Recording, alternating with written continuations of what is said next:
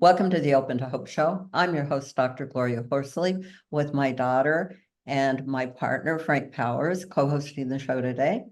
And also joining us is my daughter, Rebecca. Welcome to the show, Rebecca. Hi, thank you. We thought it would be really fun to have kind of a family event today because we want to talk about marriage or not marriage. And we're referring to the Golden Bachelor, just got together and got married last night on television. We all watched. I'm looking forward to talking today with the dating doctors, Dr. Frank and Dr. Gloria. You know, we've been doing this weekly and following the Golden Bachelor series. And last night it all came to an end because Theresa and Gary did get married. It was a giant event and it was pretty phenomenal.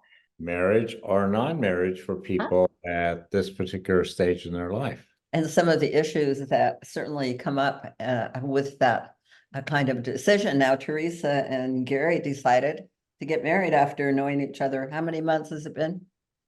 2 or 3? Probably about 4 or 5 in terms of how long the program has been going on. They have had some association, but with 22 different people, you know, how much time is he really going to have to find out much about Theresa or about any of the women? Yeah. So it was pretty interesting. What I was struck about is that Susan officiated it. She married them, which was pretty exciting, and that a lot of the women were there as guests, Right. which was interesting, right? Yes. Yeah, very interesting. Well, and Kathy, the antagonist during the program, was actually one of the people who were interviewing people. And I thought that was extremely interesting that I did too. Was a choice made by the people there. It was interesting that Susan officiated and Kathy really kind of ran around like the Joan Rivers of the show. Gloria and I, as you know, both of you know, we took a totally different path about this. We really, in a sense, decided that we wanted to spend a lot of time getting to know one another, and that's the reason why we did do the book. Was really, in a sense, for us to learn a lot about the whole process. Well, we did think about getting married after 2 weeks, and that didn't go well. Yeah, well, no. And yes, you did. Yes, you did. Luckily, we reevaluated that, and for us, we decided that, you know, at this point in our life, what is the purpose of getting married at this point? Well, that's a really good question, Dr. Frank. Yes. So I think it's very interesting that they chose to do the traditional path. Of course, this is for the general population in the United States because this is a broadcast that they want to get as many people in as possible. Well, so I do think they took a more traditional path about you know, getting married. But I see a lot of issues that are going to come up for these two that they haven't had the time or the energy because they've been doing so much connected to the show, program.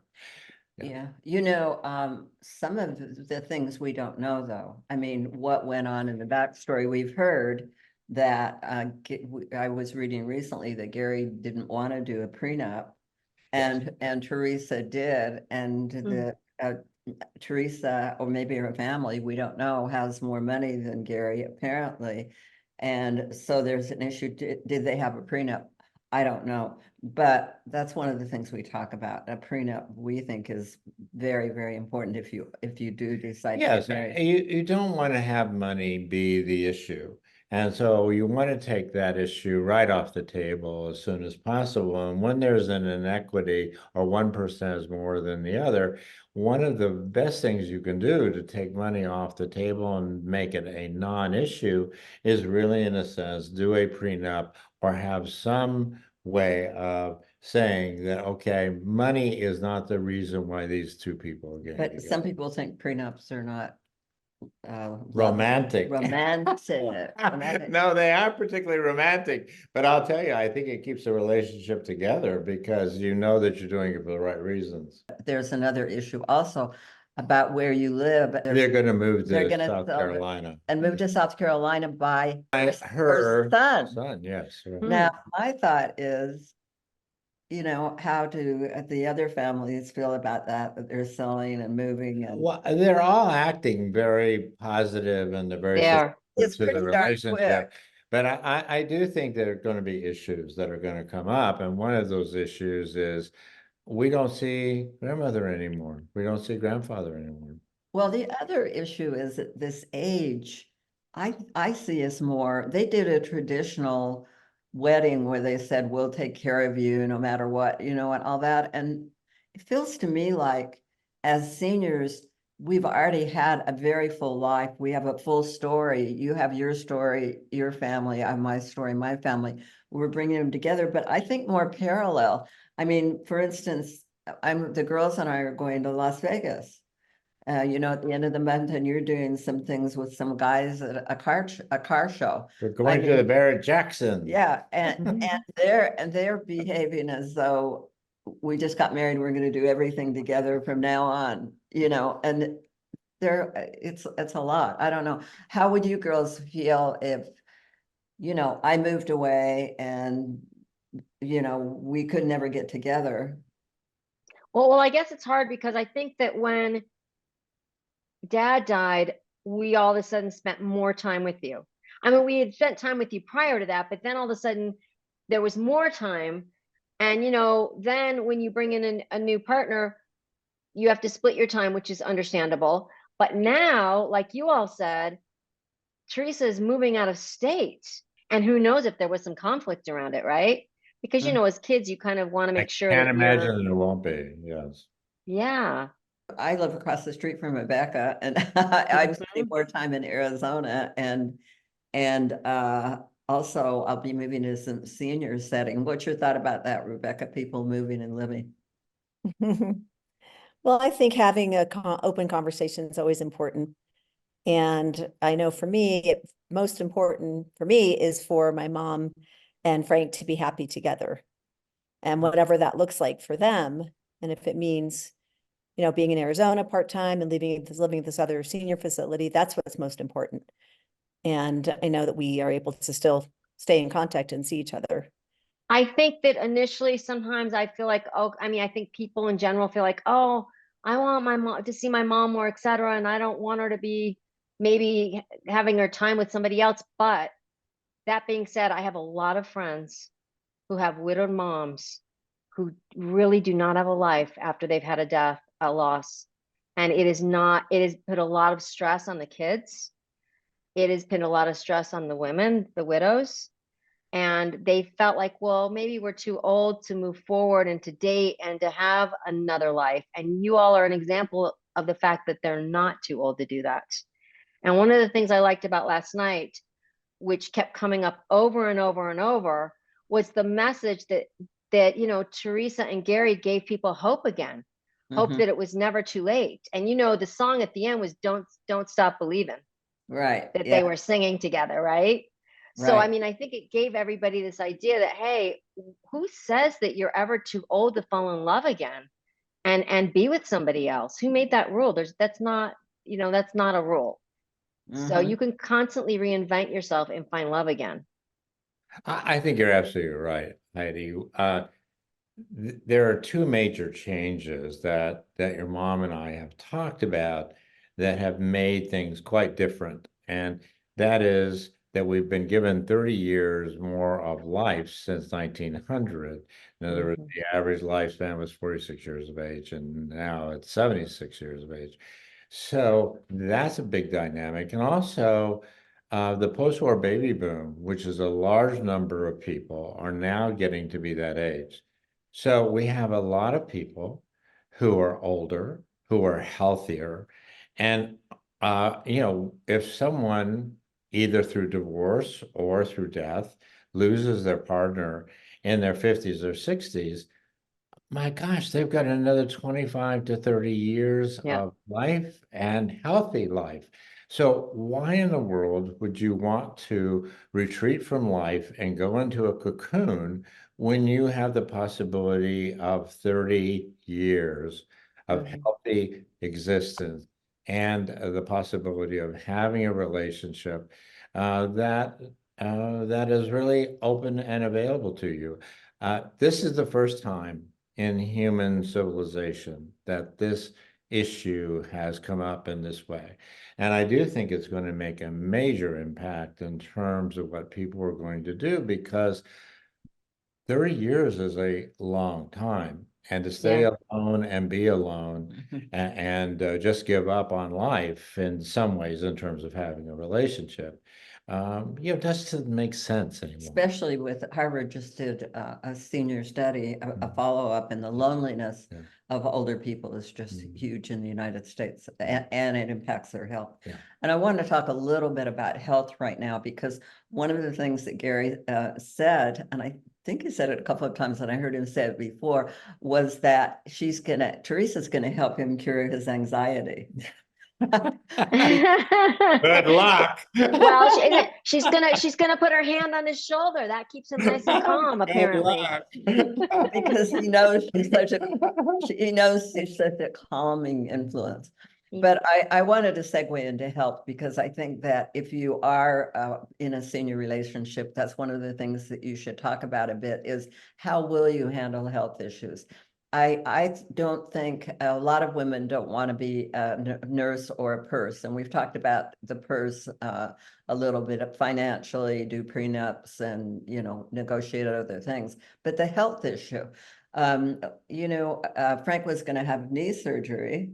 And I decided to, Frank and I have both agreed that we are not going to take care of each other through that kind of long-term surgery or whatever, and that we have some expectations that the healthcare system or our families will be able to recruit them, to help us out if we have health issues. Yeah, and we have been really concerned, and we wrote extensively in the book about, a caretaker syndrome. And that is a very deafening, killing aspect of being in a couple, if indeed a person gets into that place where they become a caretaker and they begin to resent the person who they're caretaking.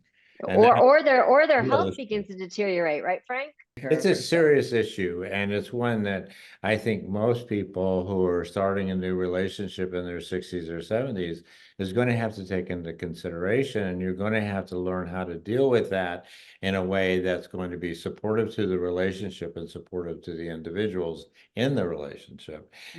And we have done extensive research, and we've done our own investigation about how we plan to do it, and we have decided that we do not want to have caretaker syndrome ruin a wonderful relationship, and I've seen it happen. Yeah. So when Frank was supposed to have knee surgery, as you girls know, You take off for a while, yes, with my girlfriend. I think that's an important issue that people just don't talk about. It is, and these two that just got married, I wish them well. I picked her as the person that I thought would best suit him from the very beginning, and I still think that. I think she's the best choice that he could have made out of this. I mean, most guys do not get 22 choices about who to have as a relationship. But I do think, whatever the reasons, he has picked someone who is really, in a sense, a good match for him. And I wish them well. But they have a lot of issues that they're going to have to work out. They're really neophytes. I mean, they're really just beginners. Yeah. Well, also they haven't been living in a real world yet. I mean, they've been living in this very unbelievable, fast-paced world that's been like Hollywood. I wonder how many of the producers are going to come and live with them to help them out. Well, one of the things you talked about, Gary's daughters gave him permission to marry. Yes. That was kind of sweet, wasn't it? Yeah, I think it's great. I think that they see their parents happy. Yeah. Their father and their mother happy. And so I think that's, sounds like looks like that's what they want for them. That's most important, is that they're happy and that they found someone to be happy with. It was emotional watching the daughters. Yeah. Because, the daughters were, I think in their heads, they were in two places. They were in the place of, I'm so happy for the two of you getting married, and I miss my mom or my dad that died. Yeah. But I'm so happy that my mom found love again, or my dad found love again. Yep. Yeah, there is that secret, we call it invisible loyalty towards the person who died. And I think it's deep. Oh, it's very, very deep. You don't even realize that you have that kind of the loyalty. Well, to it's them. just so natural and normal to have that loyalty. This is your parent. Right. And someone's going to be coming in and taking the place of that parent. And that's not anything that I think anybody really wants, is to have someone take the place of that parent. So to wrap this up and go around full circle, let's get everybody's thought: to marry or not to marry. I think it's very individual. Yeah, well, but Exactly. I think we've been very happy with the fact that we had decided not to get married and just get away with all the complications of mixing our lives more than we have. we do have a prenup though. We do have a prenup. His stepdaughters are both lawyers. They've all looked at Yeah, that has gone over my family. One thing about marriage, and I've been a marriage and family therapist for many years, is that marriage is very much to protect children, Yes. to I agree with protect that. children, keep people engaged, keep them Mm-hmm. committed, keep them to have responsibility to the family. And you Well- really don't have that issue now. Now there is a moral issue, maybe a religious moral issue with different sects. Yeah, Some there's lots of reasons to to get married, married. yeah. to get And married. but there's also equal number, if not more, to not get married, Yeah. as far as we're concerned. So we want people to have the choice and look at their individual circumstance and see what's best for them. Yeah, I agree with Frank. It depends on what's best for them. And I think in 2023 and 2024, people are okay about people living together. So I think we're going to see more people opting not to get married because, in the past, that's been frowned upon. And so people sometimes have gotten married because they felt like they couldn't live together or they had to sneak around. So I am of the mindset of do what's best for you and don't let outside voices crowd out your own internal voice. Do what's best for you and the person you're with, because everybody's going to have an opinion and some of it is not what you want. yeah. Yes. How about you, Rebecca? What's your thought on to marry or not to marry? I agree with everything that's been said. I think it's very individual. And again, we are in a different time period where people are living together and it's okay. In fact, most people do live together before they marry. But again, I think it's very individual and the couple needs to make that decision together. Mhm. Yeah, and again, I have to say that I do get concerned about the kids. If you're bringing kids into the family, yeah, I think we're gonna have to, if we don't have, people don't get married, we're gonna have to start having some kind of contracts or something. Mhm. Because we have to get that commitment when you've got kids. There needs to be an agreement that you're not going to let any small thing or even what seemingly is a big thing cause you to end a relationship without working on it and making sure that you're doing the best thing by getting a divorce. A divorce is not easy. It's not advisable. And I don't think anyone that I know of gets married to get divorced. We wish them well. I really hope that they find happiness. They're a wonderful example. This has been a wonderful expose of the fact that people in their 60s and 70s are in a position to not be alone, and loneliness is one of the big mental Huge. health issues Huge. for older people. Yep, absolutely huge. So anyway, Absolutely. And like they said last night, it's never too late to find love. I think that everybody deserves to have love in their life and no one should be alone, regardless of how old they are. Right. So I appreciate you all and having these conversations over the last many weeks, yeah, right? yes, it's been fun. Yes. Rebecca, thanks for joining us today. I love that my sister's here and I'm not solo. This is a I love beautiful thing. All Thank right. you. It's an Love you. interesting, it's a great discussion. Yeah. Interesting topic. Thanks, everybody, for joining us on this show today. And Heidi and I and Rebecca and Frank. I was gonna say, and my fiance. Want to wish you all love in your life. And remember, if you've lost hope, please lean on ours until you find your own. And God bless.